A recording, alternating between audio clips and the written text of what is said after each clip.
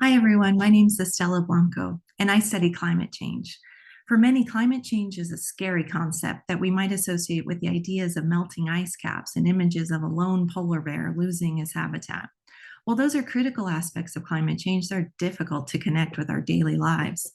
Did you know that climate change is the biggest threat to our current and future health, and that cities are the epicenter of the action? I'm interested in the health effects of air pollution and extreme temperatures. Climate change is a result of an increase in the burning of fossil fuels, which leads to air pollution, and 70% of greenhouse gas emissions come from cities. In addition, increasing fossil fuel burning results in more frequent extreme temperatures. Scientists have primarily studied how climate change affects health among elderly populations.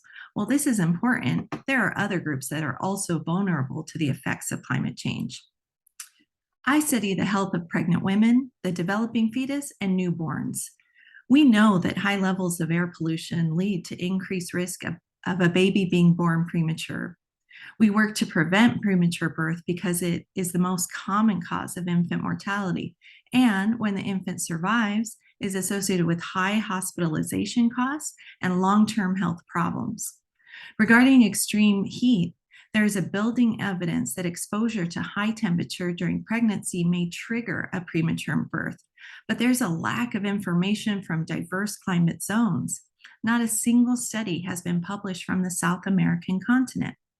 I work in Chile, where 90% of the population lives in cities. And in those cities, air pollution remains dangerously high despite years of mitigation, and where local climate experts have projected a greater number of heat waves in the near future. I'm working on a project focusing on urban neighborhoods within the capital, Santiago, taking advantage of available secondary data on air pollution, meteorology, and births. Results will provide evidence of the potential risk of climate change in relation to health outcomes among pregnant women and newborns. And these results might be used by government agencies to inform adaptation plans aimed at improving public health. Next time you think about climate change, in addition to that lone polar bear, I hope you remember the pregnant woman and newborn child as well. And if you have time, I'd love to tell you more about my research in a longer conversation. Thanks so much.